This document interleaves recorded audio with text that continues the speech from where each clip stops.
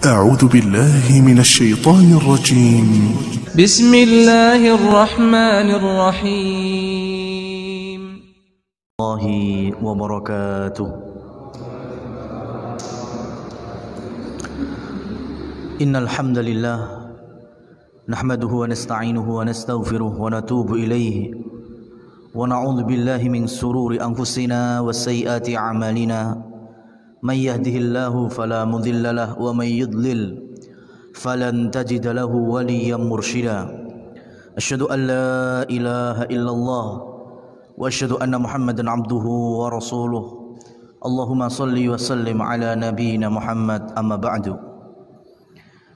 Ma'asyiral muslimin wal muslimat, para ikhwah, para akhwat rahimani wa rahimakumullah jamaah. Kita awali dengan bersyukur kehadirat Allah subhanahu wa ta'ala, serta salawat dan salam juga kita haturkan kepada junjungan kita, panutan kita, yaitu Nabi Muhammad sallallahu alaihi wasallam, yang dengan izin Allah pada malam hari ini kita kembali lagi bermajlis untuk mengenal lebih jauh, mengambil hikmah dan pelajaran, dan ini bagian dari bukti ketaatan kita kepada Rasulnya. Bukti kalau kita berusaha di dalam jalan ittiba', jalur bagaimana kita beragama, bagaimana kita berinteraksi sosial, bagaimana secara umum kita hidup sesuai dengan yang dicontohkan oleh Rasulullah sallallahu alaihi wasallam. Saudara-saudariku yang dirahmati oleh Allah, malam hari ini melanjutkan pembahasan dari peristiwa besar Fathu Makkah, yaitu penaklukan atau kemenangan kota Mekah, di mana di pasal yang ke-31 dari Mulakhas Khulasah Nurul Yakin ini, yaitu diberikan judul Al-Yaum Yaumul Marhamah, hari yang penuh kasih sayang, hari yang penuh rahmat. Tapi mengawali, sebelum kita akan bacakan, kenapa di sini ada subbab hari kasih sayang? Karena di sana ada peristiwa masuk Islamnya tokoh besar Quraisy, yaitu Abu Sufyan ibnu Harb radhiyallahu anhu. Beliau memang sahabat setelah masuk Islam.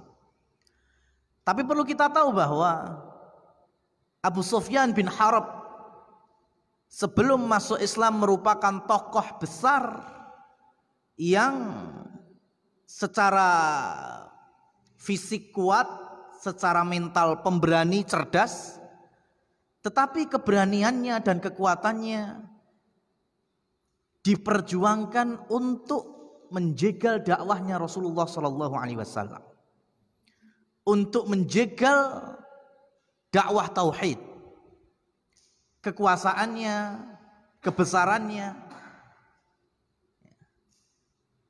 Dan ini terbukti ketika nanti ada riwayat dari Hindun, istrinya Abu Sufyan. Karena Abu Sufyan itu dikenal orang yang di dalam dan di luar rumah itu ada kontradiksinya, Mas. Abu Sufyan versi Hindun, istrinya sendiri, itu merupakan suami yang pelit. Ya, suami yang pelit. Ya, maka nanti kalau Hindun bertanya kepada Rasul, "Ya Rasul, sesungguhnya suamiku Abu Sufyan tidak memberikan nafkah yang cukup bagiku, padahal dia punya harta yang cukup." Ya, terus bagaimana? Ini bicara cukup itu standar ya. Kalau bahasa kita mungkin UMR, UMK, itu namanya standar. Dan ternyata nafkahnya jauh di bawahnya, padahal punya kemampuan di atasnya. Maka kata Rasul, ambillah darinya nafkah yang mencukupimu. Ya, ini bicara UMR, anggaplah di kita mungkin 1,8, 1,9 sampai 2 juta, anggaplah 2 juta. Dan dia punya kemampuan lebih daripada itu. Bisa mungkin 2 kali lipatnya, bisa sampai 10 juta.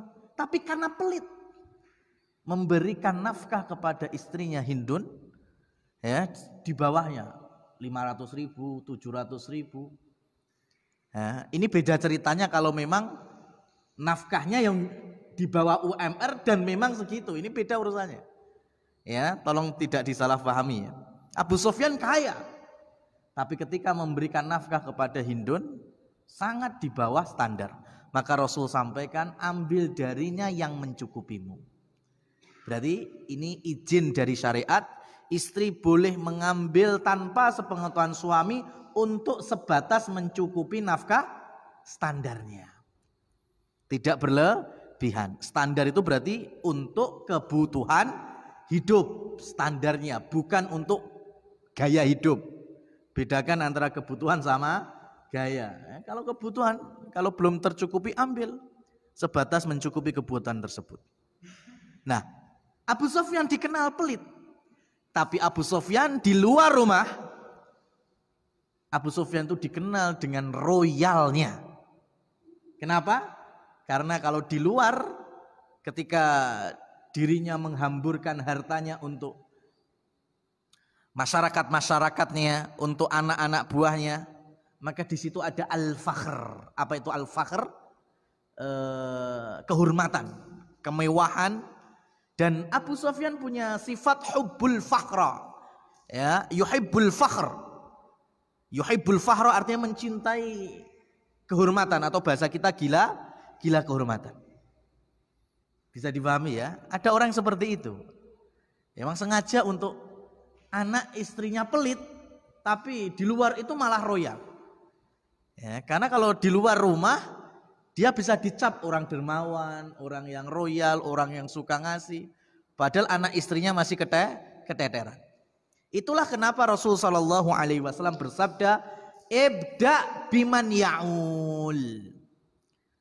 Mulailah para suami, kepala keluarga untuk memberi nafkah kepada orang yang di bawah tanggung jawabmu.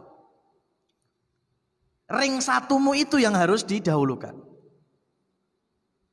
Ring satu ini berarti pasangan, anak, ya, istri, anak, kemudian orang tua dari laki-laki.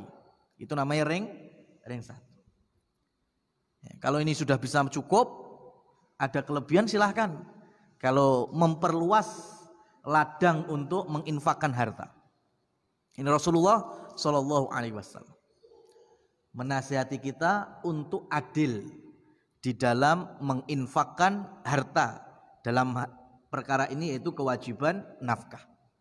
Lah Abu Sufyan saat itu, kita tahu Abu Sufyan itu orang yang kaya, kemudian pemimpin, dan usianya 10 tahun lebih tua daripada Rasulullah Shallallahu Alaihi Wasallam. Dan beliau mensupport terus kegiatan-kegiatan yang isinya merobohkan dan mencederai dakwah atau risalah kenabian. Maka dalam peristiwa Badr, dalam peristiwa Uhud, dalam peristiwa Khandaq, ya, beliau termasuk pemimpin utama. Ya, apalagi ketika pendahulunya sudah banyak yang mati. Abu Lahab mati, Abu Jahal mati, Umayyah bin Khalaf.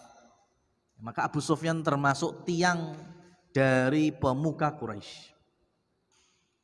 Namun di saat sekutu Quraisy menyalahi perjanjian Hudaybiyah, maka sekelas Abu Sufyan harus mendatangi Rasul Shallallahu Alaihi Wasallam di Madinah, ngemis, merengek-rengek untuk minta diulang lagi perjanjian.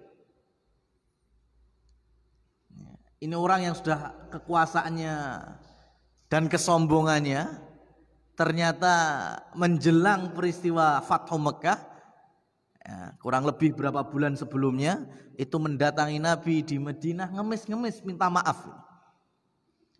Ya, jadi jamaah yang dirahmati Allah Subhanahu Wa Taala, sezalim apapun, ya, siapa saja yang mungkin sombong dengan kekuasaannya, sombong dengan jabatannya, angkuh dengan tanggung jawabnya, Selagi kita berada di jalan Allah, mencari ridhonya, tenang aja Mas. Ada saatnya, kita tunggu saatnya saja. Ya, kita nggak butuh mencederai orangnya, kita nggak butuh itu. Kita tidak butuh harus mengalahkannya dengan berbagai macam ini itu. Semakin kita dekat dengan Allah Subhanahu wa taala, semakin Allah ridhoi, maka kekalahan musuh-musuh Allah itu sudah ada di depan mata. Tidak ada yang tahu.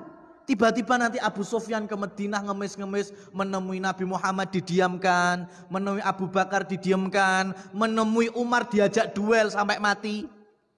Ya kan? Menemui Ali bin Abi Thalib didiamkan, gak bisa bantu. Yaitu sampai stresnya Abu Sufyan itu sampai ngajak ngomong Hasan, cucu Nabi. Ya kan? Hasan itu lahir 3 Hijriah. Peristiwa Fathu Mekah itu 8 Hijriah. Berarti kurang lebih umurnya Hasan berapa tahun? 5 tahun. Ya, itu sampai ya lele mbok ya kowe iso ngewangi aku. Ya kan? Bantu aku ngomong nih kuwi ke kakekmu yaitu Rasul sallallahu alaihi wasallam. Buntu, Pak. Orang yang secerdas itu yang kekuatannya seluruh Mekah dan sekitarnya hari itu sudah mulai terjatuhkan. Ya, jadi tenang aja. Kezaliman dimanapun, ya itu kuncinya kita dengan Allah Subhanahu Wa Taala bagaimana hubungannya, Pak. Gak perlu kita usah urusannya, gak perlu. Kita gak butuh berbagai macam celotehan-celotehan untuk orang-orang yang dolim, karena gak selevel dengan kita. Kita ngurusi orang dolim, kita diajak dihina sama orang dolim. Ketika kita balas itu merendahkan level kita. Sudah. Kita dekatkan diri kita kepada Allah Subhanahu wa taala, kita tingkatkan ketakwaan, maka Allah dengan mudahnya membalikkan fakta itu. Abu Sufyan demikian. Maka nantinya balik ke Mekah sudah nggak bisa ya berpikir lagi itu sudah. Mau nggak mau kayaknya isi perang. Cuma nggak tahu kapan perangnya. Maka ketika Rasul Shallallahu Alaihi Wasallam membawa 10.000 pasukan, 10.000 pasukan itu zaman sekarang aja udah banyak, Pak. Apalagi di zaman Rasul Shallallahu Alaihi Wasallam, 10.000 itu sudah banyak sekali. Kita tahu pasukan 3.000 saja itu udah besar, pasukan 5.000 sudah besar, apalagi pasukan 10.000. Ketika Rasulullah Shallallahu Alaihi Wasallam membersamai mereka sampai di wilayah yang sudah mendekati Mekah. Maka Abu Sufyan pun karena darahnya adalah darah pemimpin, dia harus setiap saat menjaga wilayahnya. Maka suatu malam dirinya pengen ngecek kondisi Mekah dan sekitarnya. Dan benar ketika ngecek di wilayah yang sudah mendekati Marrud Dhahran, Abu Sufyan tahu di situ ada kemah-kemahnya pasukan kaum muslimin. Maka di belakang Abu Sufyan itu ada paman Rasul yaitu Abbas bin Abdul Muttalib. Ya, maka di sini dikatakan lamma arada Rasul sallallahu alaihi wasallam dukhula Makkah. Ketika Rasul menginginkan atau hendak memasuki kota Makkah, qala li ammihi Abbas. Nabi Muhammad berkata kepada Abbas. Karena Abbas itu telah masuk Islam, muslim beliau, tapi Rasul amanahi untuk menjaga Mekah. Dalam arti Abbas adalah intelijennya Rasul sallallahu alaihi wasallam yang ditaruh di Mekah.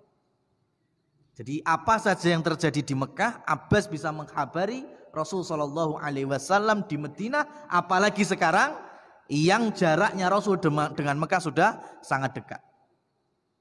Rasul berkata, ihbis Aba Sufyan inda mururil khayli liyara jaishal muslimin.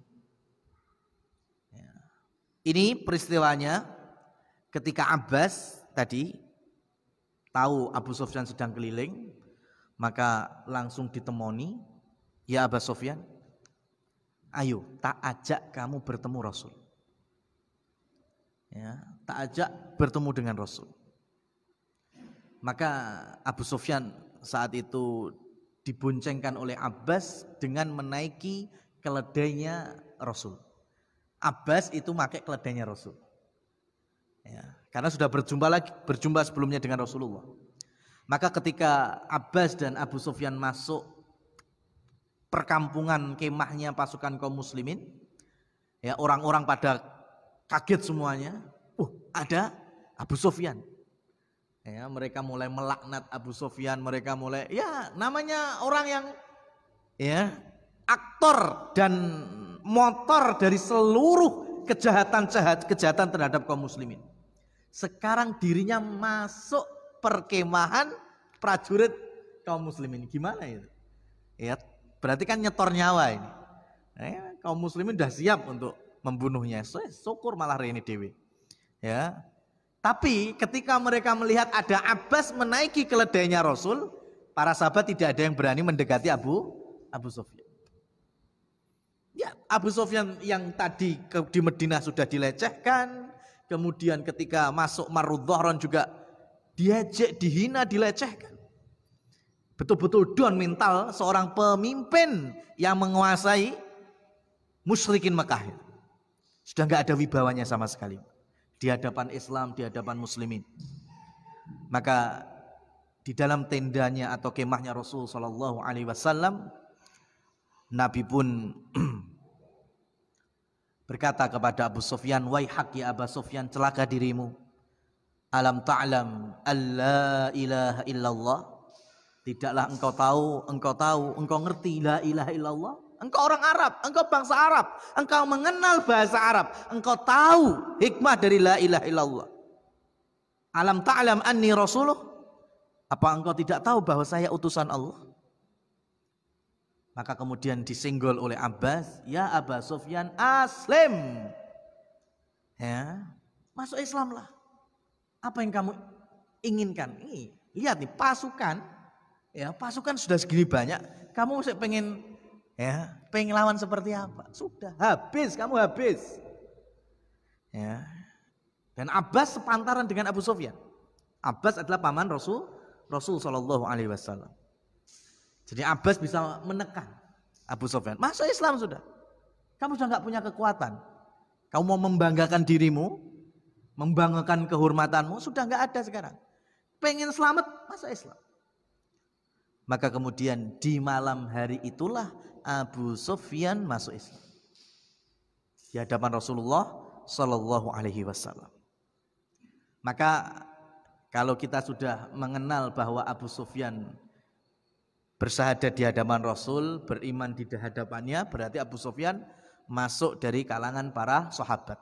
Maka mulai detik ini kita sudah memuliakan beliau, karena Abu Sufyan nantinya memperjuangkan Islam selepas masa Rasul sallallahu alaihi wasallam, berjuang bersama para sahabat yang lainnya, dan memang betul ya keimanan yang bisa teruji, dan kita pun ya bisa mengambil hikmah pelajaran yang besar antara beliau ya dan juga putranya Muawiyah bin Abi Sufyan. Nah, ketika sudah masuk Islam berarti sudah muslim. Rasulullah sallallahu alaihi wasallam berkata kepada Abbas, "Ihbis, tahanlah Abu Sufyan." Ya, nanti di sekitar Mekah itu ada bukit, pegunungan itu. Tahanlah Abu Sufyan di jalan yang dilewati pasukan. Ya, pasukan berkuda. Tahankan situ. Engkau ajak dia di atas, di bawah adalah nanti lewatnya pasukan kaum muslimin yang menggunakan kuda dan lain seterusnya, liyaro jaisal muslimin. Supaya dia melihat bagaimana besarnya dan kuatnya pasukan kaum muslimin. Famarratil qabailu birrayat wa Abu Sufyan yaraha wa yas'alul Abbas anha. Maka kemudian Abbas pun ya, memperlihatkan Abu Sufyan dari atas bagaimana kaum muslimin sudah mulai bergerak menuju Mekah. Ribuan obor dinyalakan, 10.000 pasukan siap bergerak. Itu Abu Sufyan betul-betul down habis, Pak. Seorang pemimpin ya, tahu bahwa musuhnya yang dari dulu dihadapi sekarang kekuatannya segini. Jelas sudah nggak imbang dengan Mekah. Itu Rasul Shallallahu Alaihi Wasallam cara mengedonkan musuh gitu, Pak. Ya, ada step by stepnya. Karena kalau panglima perang itu langsung dibunuh seketika, kalaupun nggak beriman ya, dibunuh seketika, itu mereka malah seneng. Kenapa? Karena dia mampu berjuang sampai titik darah penghabisan. Tapi kalau pemimpin dari kalangan musuh diperlihatkan kalau ternyata musuhnya jauh lebih kuat, lebih besar, down mentalnya, itu sakit, tersinggung itu, sakit tapi tak berdarah tuh kayak gitu, Pak. Ya kan, betul-betul mendonkan musuh kayak gitu. Abu Sufyan sudah, dia merasa gagal. Ternyata yang dari dulu diperjuangkan, hari ini apa yang dibawa oleh Nabi Muhammad SAW adalah kemenangan. Maka Abu Sufyan sempat terlontar dari lisannya, kerajaan Muhammad begitu besar, kerajaan Muhammad begitu besar. Kata Abbas, la ya Abu Sufyan, innahan nubuwah, innahan nubuwah. Tidak ya Abu Sufyan, ini bukan bicara kerajaan. Ya, orang baru masuk Islam ini. Abu Sufyan baru masuk Islam, belum punya ilmu. Ya, sehingga dia masih terkotori dengan pikiran jahiliyah. Ya, sehingga dia bilang seakan-akan Nabi itu raja dan pasukan ini adalah kerajaannya. Kekuatan kerajaan gitu maksudnya. Tapi kata Abbas, enggak, ini bukan masalah kerajaan, bukan. Ini adalah nubuwah, kenabian, kerasulan. Ya, ini kemenangan datang dari Allah. Ini karena perjuangan Nabi yang menjadi utusan Allah Subhanahu wa ta'ala. Maka Abu Sufyan pun melihat bendera-bendera itu, royat, ya. Kemudian bertanya satu persatu, itu siapa? Apakah itu Bani Khuza'ah ya Abbas? Enggak, ini muslimin, sudah enggak ada suku-sukuan. Falamma marrat qabilatul Ansar, maka ketika ada berjalannya atau konvoinya pasukan dari kalangan Ansor, yang mana benderanya itu wa kana hamila rayatiha Sa'ad ibnu Ubadah, pembawa bendera Ansor adalah pemuka Ansor sendiri, yaitu Sa'ad bin Ubadah radhiyallahu anhu. Faltafat ila Abi Sufyan, Sa'ad bin Ubadah itu noleh ke Abu Sufyan, ya, noleh ke atas ke Abu Sufyan. Wa qala lahu al-yauma yaumul malhamah, al-yauma tustahallul Ka'bah. Abu Sufyan titenono. Dino iki hari balas dendam. Ya kan? Al-yaum yaumul malhamah. Hari ini ya, geden-geden tenan, perang geden. Kamu sudah enggak bisa apa-apa. Ya kan? Betul, udah down. Ini pemimpin Ansor, Sa'ad bin Ubadah malah ngejek. Hari ini hari perang pembalasan, perang besar, korbannya pasti banyak. Al-yaum tustahallul Ka'bah, hari ini Ka'bah dihalalkan di dalamnya untuk diperangi orang-orang yang sekitarnya. Hari ini Ka'bah yang kalian banggakan, ya, yang dulu kalian hormati sampai hari ini, tetapi kalian juga menyiksa kaum muslimin yang beribadah di sana. Hari ini kalian kita hadapi, bahkan kita bunuh di sekitar Ka'bah. Medeni ini, ya kan? Saat di rumah pemimpin Ansor. Faqala Abu Sufyan habbadha yaumud dhimar. Duhai, hari ini memang hari pembalasan. Hari ini hari kemarahan besar. Dhimar itu ghadban syadidan. Ya, kemarahan yang sangat dahsyat. Sudah enggak ada jalan keluar lagi. Falamma marra Rasulullah sallallahu alaihi wasallam, maka ketika Rasul lewat, ya, kemudian qala lahu Abu Sufyan berkata kepada Rasul, ya Rasul, awa amarta biqatli qaumik, apa kamu memerintahkan pasukanmu itu untuk memerangi kaummu sendiri. Karena orang Mekah adalah nasabnya Rasul sallallahu alaihi wasallam. Apa engkau perintahkan 10.000 itu untuk memerangi kaummu? Kata Rasul, qala la. Enggak. Fadzakara lahu kalama Sa'ad. Maka Abu Sufyan menceritakan dan menukilkan ucapan Sa'ad. Lah tadi pasukan Ansor yang dipimpin oleh Sa'ad bin Ubadah berkata bahwa hari ini hari pembalasan. Hari ini adalah perang pembalasan. Hari ini ya Ka'bah dikuasai. Hari ini kalian pokoknya habis. Maka kemudian Rasul sallallahu alaihi wasallam bersabda, kadzaba Sa'ad. Sa'ad berbohong. Enggak kayak seperti itu. Al yauma yaumul marhamah. Hari ini hari penuh kasih sayang. Al yauma tuksal Ka'bah. Hari ini Ka'bah disucikan. Al yauma yu'izzullahu Quraisyan. Hari ini Allah sedang mengangkat derajatnya suku Quraisy. Ya, enggak seperti itu Abu Sufyan. Ya, bukan seperti itu. Hari ini hari penuh kasih sayang. Kita masuk enggak ingin perang. Kita masuk pengen memberikan kehormatan untuk orang-orang Quraisy. Kita tidak ingin membunuh mereka. Hari ini kita mensucikan Ka'bah dengan tawaf di sekitarnya. Kemudian Rasulullah sallallahu alaihi wasallam meminta thumma akhadhar rayah min Sa'ad. Allah perintahkan Sa'ad ya digantikan pembawa benderanya, ya diganti. Lagi ya perkara ya.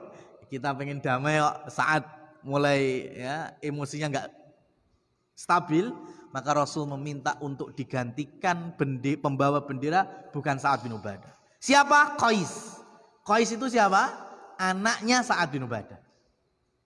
Ini juga enggak sembarangan, ini ilmu penting. Rasul enggak setuju dengan Sa'ad bin Ubadah. Karena Sa'ad ya terlalu emosi sehingga merendahkan Abu Sufyan dan juga kaum Quraisy.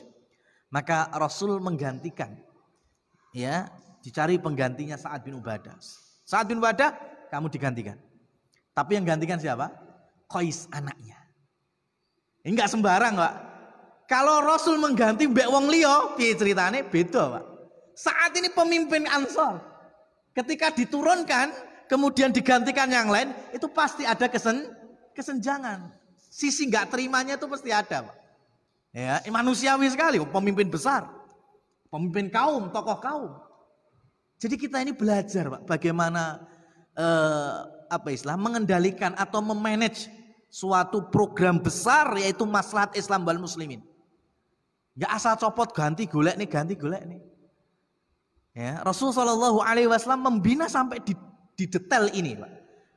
Sa'ad bin Ubadah diturunkan, tapi yang menggantikan pembawa benderanya siapa? Anaknya. Jadi yo lilo wae aku digantekne ora apa-apa sing gantekne anakku dhewe kok. Ya kan? Tetap kehormatannya enggak dicederai. Qais bin Sa'ad bin Ubadah yang kemudian mengganti pembawa bendera kaum Ansor. Dan Rasul sallallahu alaihi wasallam memerintahkan amarul jaisha alla yuqatila illa man qatalahu. Beliau perintahkan supaya sama sekali tidak ada pertempuran atau peperangan sebelum mereka diperangi. Ya. Maka saat itu karena Abu Sufyan sudah masuk Islam, tapi tercederai kehormatannya, mau nggak mau dia sudah nggak punya wajah, Pak, di hadapan Rasul Shallallahu Alaihi Wasallam. Maka kemudian Abbas membisikkan Rasul, ya Rasulullah, anna Abu Sufyan yuhibbul fakhra. Abu Sufyan itu menyukai atau gila kehormatan. Ya, Abbas membisikkan kata itu. Abu Sufyan gila hormat. Ini baru masuk Islam. Perhatikan, ini baru masuk Islam. Inilah nanti yang kita kenal dengan wal muallafati qulubuhum. Orang-orang yang hatinya harus kita lunakkan, Pak. Ya, harus kita lunakkan. Ini penting sekali. Karena mu'allaf secara istilah adalah orang yang mulai hatinya condong ke Islam, atau yang baru saja masuk Islam, belum punya ilmu. Ini memang harus kita lunakkan hatinya. Ya, jangan dikencengi, Pak.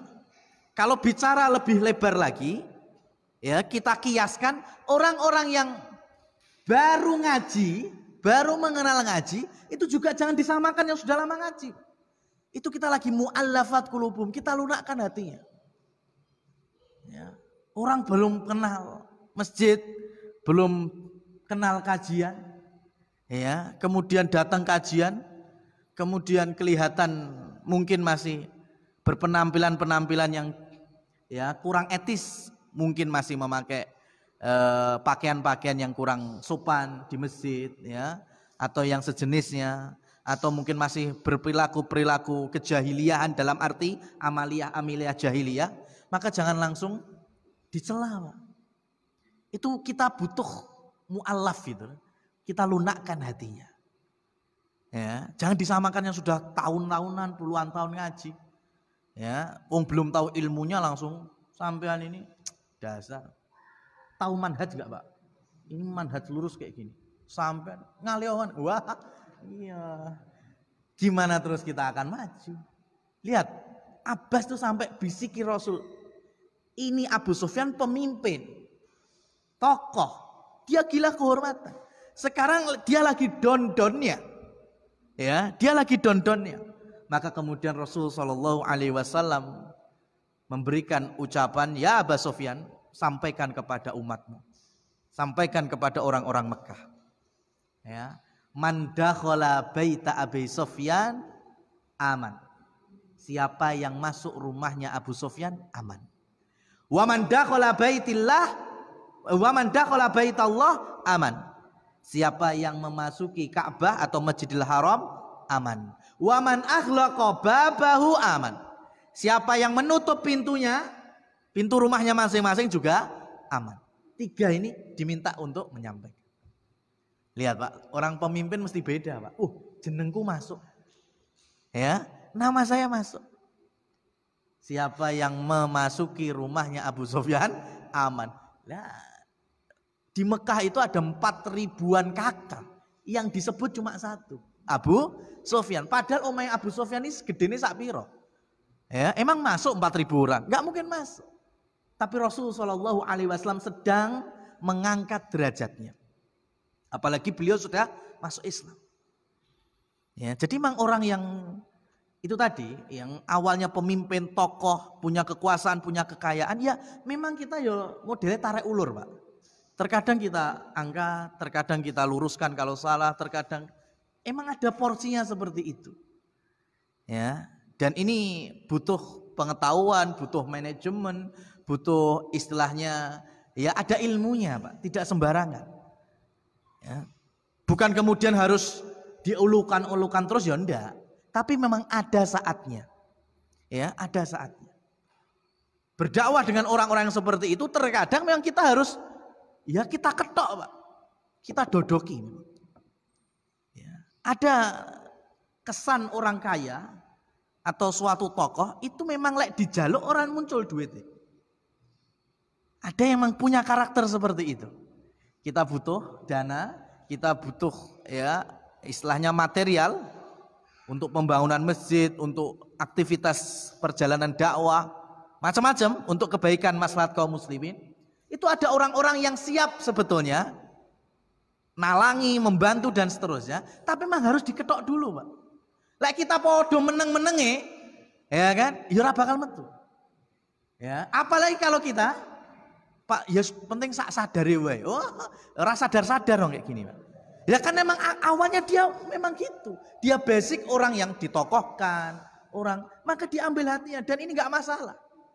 Rasulullah Shallallahu Alaihi Wasallam dahulu bahkan mendekati orang-orang pemuka-pemuka Quraisy, pemuka-pemuka Ansor. Ya. Pada saatnya, di levelnya, setelah mereka ngaji, setelah mereka tahu, setelah diajarkan tentang keikhlasan, kesamaan, inna akramakum indallahi atqakum. Nah ini baru. Ya. Jadi bicara kasus Abu Sufyan ini, kita memang sedang bicara middle up. Kita sedang ngomong menengah ke atas, Pak. Ya, dan ini nggak bisa disamakan dengan apa jenenge? Middle Ora middle lah, ya kan? Itu yang middle blongsor itu enggak kita, bukan itu pembahasannya. Ya. Karena memang di level ini ada, ini contohnya ya. Semua kita kenal. Ya, ada pemimpin yang Sufyan Ats-Tsauri menyebut al-khalifatul khamsah. Khalifah itu ada 5. Yang disebut khulafaur rasyidin itu ada 5. Ini versi Sufyan Ats-Tsauri.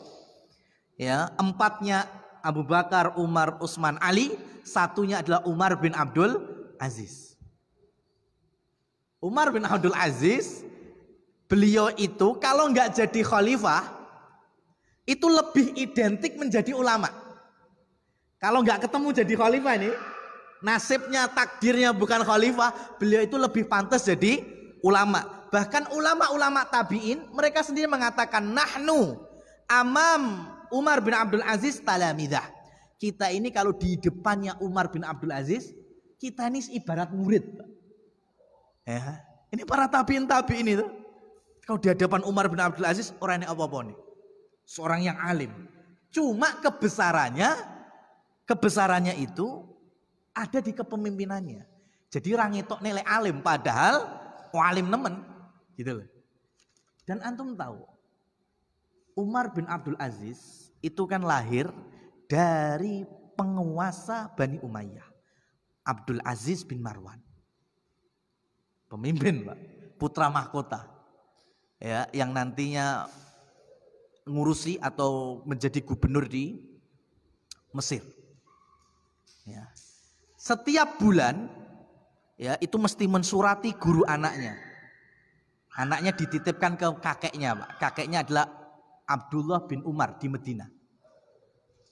Ya, jadi Umar bin Abdul Aziz itu dibina oleh kakeknya, yaitu Abdullah bin Umar, dan itu setiap bulan mesti ada komunikasi dengan bapaknya yang di Mesir. Dan setiap tahun biaya untuk sekolah pendidikannya Umar bin Abdul Aziz dikirim oleh bapaknya dari Mesir itu 10.000 dinar riwayat pertama, riwayat yang kedua 20.000 dinar. Jenengan hitung mawon. Kalau 1 dinar hari ini 3,8 juta, ya, pengen digenep neng ngisor apa neng dhuwur? Neng ngisor wae ya, 3 yuto aja. Kalau ternyata 3 juta 1 dinarnya, 10.000 berapa? 3 miliar, Pak. Kalau pakai riwayat 20.000 berarti 6 miliar. SPP setahunnya Umar bin Abdul Aziz. Sampai nyekolahnya anak gimana, Pak? Mesti yang paling pertama carikan murmer lah itu sudah. Ya kan? Umar bin Abdul Aziz itu biaya tahunannya aja 10 sampai 20.000 dinar. Artinya beliau itu termasuk anak yang tidak pernah merasakan susah di dalam materi. Tapi gak bandel, itu masalahnya. Ya, itu masalahnya. Beliau orang yang kaya, pakaiannya aja pakaian yang impor semua. Ya, Umar bin Abdul Aziz ketika masih masa belajar, kemudian menjadi gubernur Madinah, itu gamisnya itu harganya kurang lebih 10 dinar, Pak. Ya, tadi berarti 3 juta. Ya, 35 jutaan lah harga gamisnya itu. Ayo, Pak. Ayo. Boros ya, boros gimana? Duitnya ngawur-ngawur. Lek duit 100 juta buat beli gamis dibelanjakan 30 juta, yo cemen banget itu. Ya, mudah sekali, ringan sekali. Tapi beliau ulama, beliau pemimpin adil, beliau dikenal dengan Umar yang kedua. Ya, jadi permasalahannya kita bicara middle up ini, orang menengah ke atas, tergantung mereka membelanjakan kemana. Ketika Umar bin Abdul Aziz jadi khalifah, betul, ini beda. Beliau menjadi khalifah, beliau menjadi pemimpin seluruh kaum muslimin yang sudah sampai Persia, sampai Andalusia, ya, sudah sampai Eropa itu, mau nggak mau harus setel pemimpin yang qanaah. Maka beliau jual semuanya asetnya, masuk Baitul Mal, baju yang awalnya 10 dinar berubah hanya 10 dirham, Pak. Jadi 10 dirham, ya, awalnya 10 dinar dari 10 dirham. Awalnya 30-an juta, cuma seharga 700.000, Pak. Ya Allah, nggak ada apa-apanya. Ya, ini contoh realnya Umar bin Abdul Aziz seperti itu. Jadi tergantung kita. Ya, tergantung kita. Bukan kemudian ketika kita bertemu dengan orang-orang yang punya harta, ya kemudian kita mengajak supaya jadi miskin, enggak. Tapi bagaimana bisa mengantarkan hartanya di jalan Allah Subhanahu wa taala. Ya, karena yang disebut israf itu bukan membelanjakan harta yang banyak, enggak. Israf itu ketika membelanjakan harta di atas kemaksiatan kepada Allah meskipun itu sedikit. Ya. Contohnya umpamanya sampean punya duit 100.000, dibelanjakan untuk iftar, untuk buka puasa umpamanya 100.000. Ya mungkin ada 2-3 orang yang puasa, antum traktir itu 100.000, habis itu. Ya, apa ini boros? Enggak boros. Kenapa? Karena di jalan kebaikan. Tapi kalau 10.000 sampean tukok nih petasan, ya 20.000 sampean tukok nih gudang haram gue, ya kan? Gini ganti H, ya kan? Itu sama namanya. Ya kan? Itu namanya pemborosan. Ya, padahal beda. 100.000 lebih banyak daripada 10 dan 20.000. Tapi karena peletakannya yang beda. Ya, 100.000 diletakkan dalam sabilillah. Wah, itu enggak boros. Itu enggak boros. Tapi kalau 5.000, 10.000, 20.000 diletakkan dalam kemaksiatan, itu pemborosan. Ya, kita harus sedikit berpikir agak cerdas, Pak, untuk terkadang ya supaya anak kita menjadi generasi yang soleh, kita titipkan ke pesantren-pesantren, dan awalnya kita membentuknya cari pesantren sing murmer itu tadi loh. Ya, ini saya bicara yang middle up. Tapi sing ya yang middle bener ya itu beda urusannya. Ya, yang kami sampaikan yang memang ada kemampuan untuk memberikan pendidik anak-anak yang dengan hartanya cukup, silakan Pak. Taruh di tempat yang terbaik buat anak. Sebagaimana Abdul Aziz bin Marwan meletakkan anaknya di tempat yang terbaik, yaitu dalam binaan Abdullah bin Umar, putra Umar bin Khattab radhiyallahu anhu. Dengan biaya itu tadi Pak, 10.000 sampai 20.000 dinar per tahun. Itu bukan uang yang kecil, itu uang yang besar. Ya, tetapi difungsikan untuk mencetak generasi. Wallahu a'lam bishawab. Kita jeda terlebih dahulu untuk mendengarkan adzan isya.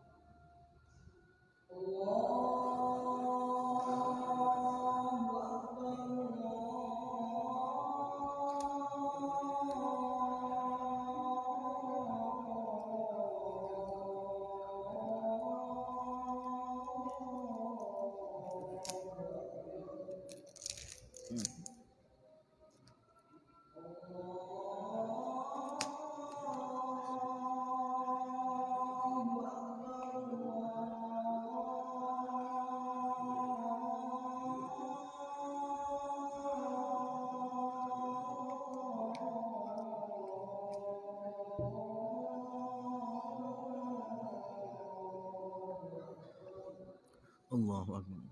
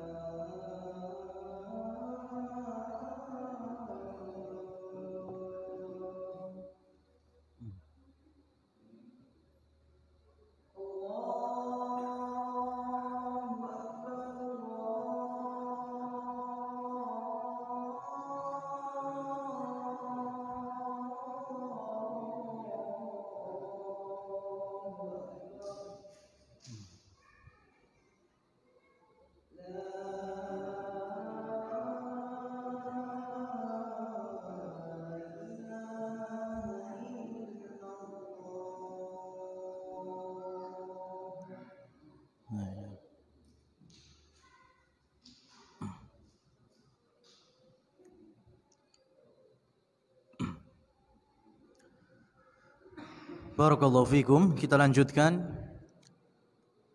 dari penjelasan yang telah kami sampaikan terkait dengan keislamannya Abu Sufyan dan kerahmatannya Rasulullah Shallallahu Alaihi Wasallam dan kaum muslimin, di mana kaum muslimin pun pada akhirnya mereka mengenal Abu Sufyan adalah orang yang memang cerdas, orang yang memang layak menjadi pemimpin.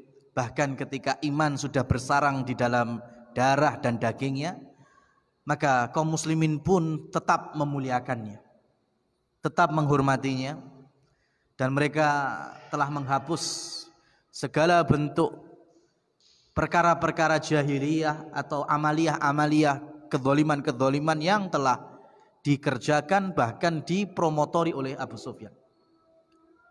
Dan ini patut menjadi pelajaran bagi kita bahwa Islam ketika memiliki dakwah atau seruan mengajak supaya di atas jalan kebenaran ini, itu tidak sporadis, tidak memperbanyak gerakan demi gerakan, tidak memperbanyak sesuatu yang sifatnya musiman, yang sampai hari ini kita tahu bahasanya dulu kita sempat geger dengan gerakan ini, gerakan itu, ya, berjamaah ini, berjamaah itu, ya, buktinya sampai sekarang masih ada, tidak ada gaungnya. Karena yang lebih kita pentingkan semacam ini, majelis ilmu. Majelis ilmu yang kami maksud adalah majelis ilmu rutinan, majelis ilmu mengkaji kitab, yang di situ ada taksil, ada tahapan demi tahapan. Tidak latah untuk segera mengetahui, ya, untuk segera mengambil ini halal, ini haram, ini benar, ini salah. Tidak seperti itu. Kita mau duduk di majelisnya ulama setinggi apapun hari ini, kalau ngaji kitab ya mengaji kitab, Pak. Ya, nggak sembarangan langsung pengen tahu halal haram, saya pasti benar, ya, yang tidak seperti saya pasti salah. Ini mesti salah di dalam bermajelis, pasti sudah.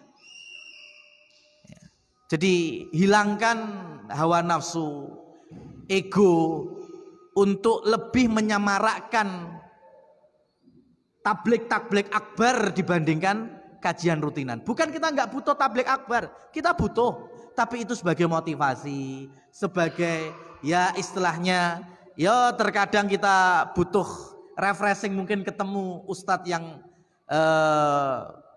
jarang kita temui. Ya, mungkin ustadz luar daerah, luar kota, tidak masalah. Menumbuhkan ukhuwah Islamiyah, ketemu dengan saudara-saudara yang lain, itu nggak masalah. Cuma jangan kemudian kita euforia tablik akbar, tapi meninggalkan kajian rutinan. Karena disinilah letak keberkahan, disinilah letak untuk merubah dan mengubah mindset, pola pikir, melembutkan hati di kajian-kajian semacam ini. Dan itu yang membedakan dengan orang-orang yang lain. Ya. Cuma ya komitmennya harus dibangun dengan kesabaran. Karena setannya ya banyak, Pak. Ya, setannya banyak. Kita istiqomah, sabar, masya Allah. Ya, tapi mau gak mau Rasul Shallallahu Alaihi Wasallam, ya, ketika beliau lahir di Mekah, besar di Mekah, menjadi nabi di Mekah, tidak serta merta menaklukkan Mekah di saat itu. Enggak. Butuh 13 plus 8 berapa itu? 21 tahun beliau baru menaklukkan kota Mekah dan Allah berikan kemenangan. Dan Islam itu sangat fair, sangat seimbang. Ya, sangat seimbang. Ketika memang dulu Abu Sufyan berada di tengah-tengah kejahiliaan, tapi ketika masuk Islam ya sudah. Ya, levelnya tetap level sahabat. Ada Umar bin Khattab, ada Khalid bin Walid. Ya, berbeda dengan orang-orang kafir, mereka sudah nggak punya ilmu semacam ini, sehingga mereka sangat sering khianat terhadap ilmu. Ya, khianat terhadap ilmu. Coba kalau kita melihat fatwanya Ibnu Taimiyah itu, terkadang Ibnu Taimiyah mengucapkan inilah yang dinukil oleh Sokrates, oleh Aristoteles, ya kan? Karena ada di zaman itu. Tapi lihat, pernah nggak filosof-filosof Yunani itu mengucapkan ini ucapan Syekhul Islam Ibnu Taimiyah, ini pendapatnya Ibnu Taimiyah? Enggak pernah. Yang ada mereka mencuri ilmu dari Islam. Ya, mereka mencuri ilmu dari Islam. Maka tidak mungkin ada kebesaran kalau itu menghilangkan Islam, enggak mungkin, Pak. Ya. Kalau kita melihat berbagai macam kebesaran ilmu sains, kebesaran ilmu dunia sekalipun, ya, dengan referensi-referensi induk, lah kok ujuk-ujuk tidak ada mu'alifnya atau pengarangnya, atau hanya disebut NN, no name, ya, maka dipastikan itu miliknya Islam. Cuma orang Barat, orang Eropa tidak sudi mereka menukilkan kalau itu orang Islam atau Muslimin. Paling banter mereka menukilkan orang atau bangsa Arab, karena mereka memang benci terhadap Islam. Ya, benci terhadap Islam. Maka bagaimana kemudian kita mau mengambil ilmu dari mereka? Para filosof, ahli filsafat macam-macam, Sokrates, Aristoteles, dan kita kadang nggak tahu mereka itu orang yang tersingkirkan dari kaumnya, kemudian ngayal punya pakem, punya rumus, punya pedoman, lah kita malah mengilmuinya. Lalu mereka itu kaum yang tersingkir loh, Pak. Beda dengan Islam, ulamanya itu panutan. Ya, tidak ada ulama dalam Islam yang tidak menjadi panutan. Ono ceritanya ulama tapi tersingkir dari umatnya, ndak ada. Ya, ulama itu pemimpin umat. Ya, menjadi tokoh di tengah umatnya. Meskipun secara fisik jauh dari ketampanan, tapi karena ilmu Allah angkat mereka. Ada Atha bin Abi Rabah, orang Afrika, kita semuanya tahu Atha bin Abi Rabah, masya Allah ilmunya. Ya, pembesar dari tabi'in diantaranya. Tapi Atha bin Abi Rabah itu orang Afrika, hitam kulitnya. Ya mohon maaf, bukan merendahkan secara fisik lah, tapi ini digambarkan dalam biografinya serban jeber pokoknya. Itu Atha bin Abi Rabah. Ya, kakinya lebar, semuanya lebar. Tapi ketika musim haji, khalifah datang, Atok bin Abi Robah datang. Yang dielukan jamaah haji yang mana? Khalifah apa Atok? Atok. Yang dikerumuni itu Atok, bukan khalifahnya. Kenapa? Karena ilmu.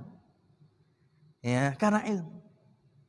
Maka cukuplah kita ini membanggakan ilmu-ilmu duniawi, dalam arti ilmu-ilmu yang di situ datang dari barat. Orang nggak semuanya mesti datang dari mereka.